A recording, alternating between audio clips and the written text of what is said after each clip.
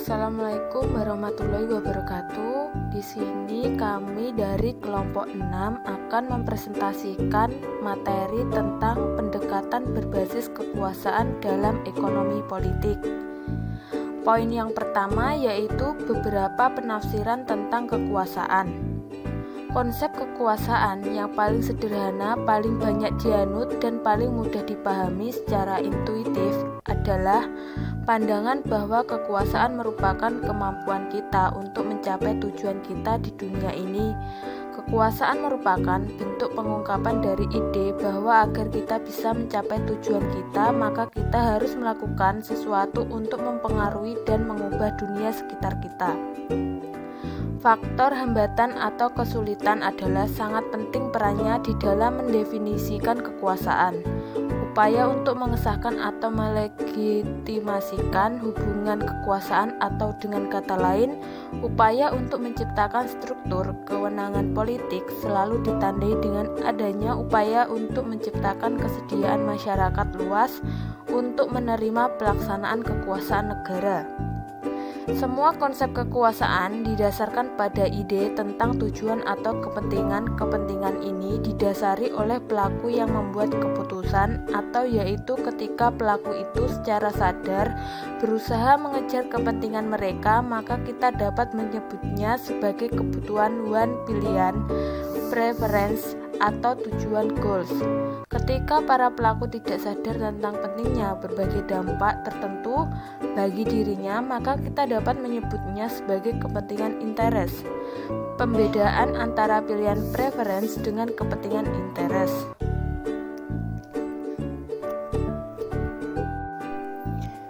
Poin selanjutnya yaitu beberapa penafsiran tentang kepentingan.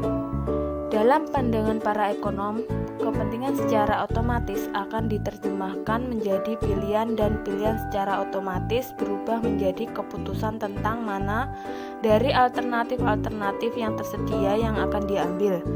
Kalau kita melihat individu membuat pilihan secara bebas, maka secara otomatis disimpulkan bahwa pilihan itu adalah sesuai kepentingannya dan individu akan dianggap memilih secara bebas. Kalau kita melihat bahwa tidak ada orang lain yang memaksa dia, konsep kepentingan semacam ini akan kami istilahkan sebagai kepentingan langsung atau direct interest. Baik, selanjutnya adalah kekuasaan dan perekonomian Indonesia. Dalam perekonomian pasar kapitalistik, manusia akan menemukan hal untuk menumbuhkan kekayaannya. Namun, pertumbuhan kekayaan tersebut memunculkan ketimpangan perekonomian antar manusia satu dengan yang lainnya. Dengan begitu, struktur kekuasaan akan tercipta semakin berlapis. Kepemilikan terhadap materi yang personal seperti rumah tidak membuat seseorang memiliki kekuasaan yang berarti. Lebih dari itu, kepemilikan atas kapital produktif membuat golongan tertentu, kapitalis, menguasai banyak orang lain. Selanjutnya adalah kekuasaan pasar dari perusahaan. Pasar yang memiliki persaingan sempurna akan memiliki banyak produsen, konsumen, dan pekerja. Koalisi antar pelaku tidak mungkin bisa terjadi. Pasar dapat dimasuki pesaing baru dengan mudah. Penyesuaian ekonomi dan rente akan cepat hilang karena persaingan. Dalam pasar dengan persaingan sempurna, perusahaan-perusahaan akan membuat produk yang homogen dan tidak disesuaikan untuk kebutuhan-kebutuhan spesifik dalam pasar. Dalam lingkungan pasar yang oligopolistik, perusahaan memiliki kemampuan atau kekuasaan untuk mempengaruhi perusahaan lain. Dalam pasar yang kompetitif, perusahaan bisa bertindak tanpa harus memedulikan perusahaan lain, karena pasar sudah menentukan parameter-parameter ekonomi yang penting, sehingga tiap-tiap perusahaan menjadi seolah tidak memiliki tujuan atau strategi. Poin selanjutnya adalah kontrak antara pekerja dengan kapitalis.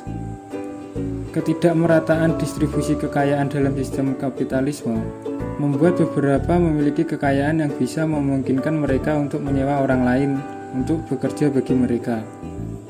Sementara orang lainnya harus menjual tenaga kerjanya agar mendapatkan sarana untuk memenuhi kebutuhan mereka. Kondisi ini dapat dipahami dengan dua cara yang berbeda. Yang pertama, kita dapat memandang penjualan dan pembelian tenaga kerja, yaitu kontrak upah, sebagai sebuah pertukaran.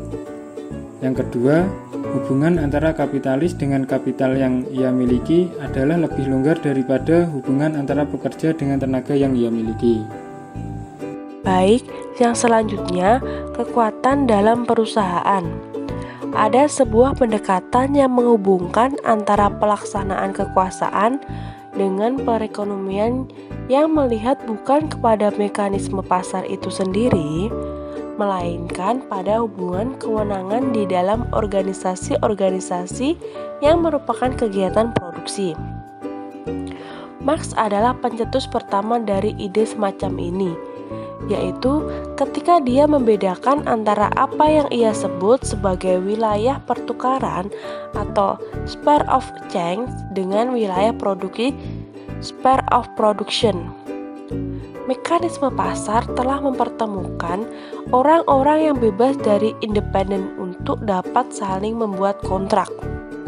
Namun, setelah kontrak itu ditandatangani, maka hubungan antara orang-orang yang semula bebas dan independen itu berubah, yaitu menjadi antara mereka yang bekerja dengan mereka yang memekerjakan.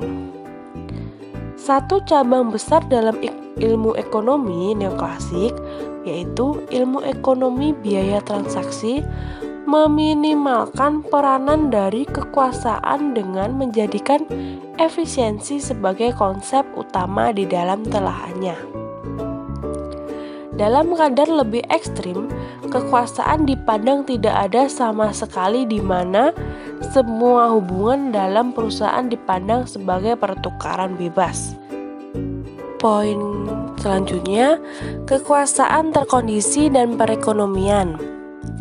Konsep kekuasaan terkondisi pada dasarnya menyatakan bahwa kekuasaan akan dikatakan ada ketika sebuah tatanan sosial bekerja dengan sedemikian rupa sehingga memuaskan kebutuhan dari beberapa kalangan tertentu dan menyesatkan kesadaran dari kalangan-kalangan lain, sehingga mereka mengira bahwa kepentingan dari kalangan-kalangan yang diuntungkan itu adalah sama dengan kepentingan mereka sendiri. Sedangkan konsep kekuasaan terkondisi dapat ditafsirkan dengan dua cara yang berbeda. Menurut penafsiran yang pertama, mereka yang memahami kepentingan real mereka merancang tatanan sosial sedemikian rupa sehingga mengondisikan orang lain agar salah dalam memahami kepentingan mereka, sehingga menguntungkan penguasa.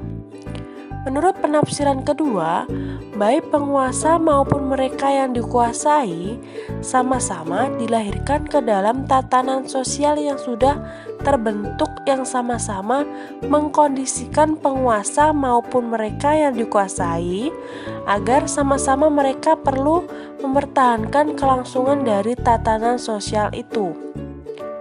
Hambatan bagi pendekatan berbasis kekuasaan yang disebabkan oleh konsep-konsep ekonomi neoklasik terletak pada sifat sukarela dari pertukaran dan fokus pada efisiensi.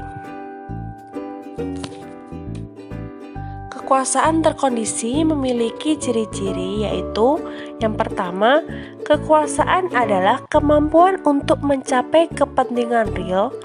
Yang kedua, mereka yang berkuasa memahami apa kepentingan real mereka dan bagaimana cara mencapainya. Yang ketiga, mereka yang tidak berkuasa atau dikuasai tidak memahami apa kepentingan real mereka. Bagi mereka, ini niatan sadar mereka berbeda dengan kepentingan real mereka. Yang terakhir, kekuasaan atas orang lain berarti kemampuan dari sebuah tatanan sosial untuk mengkondisikan beberapa orang agar salah dalam memahami kepentingan real mereka, sehingga kesalahpahaman itu menguntungkan mereka yang berkuasa tetapi merugikan kepentingan real mereka yang dikuasai. Cukup sekian dari pemaparan kelompok kami. Jika ada salah tutur kata, kami mohon maaf. Wassalamualaikum warahmatullahi wabarakatuh.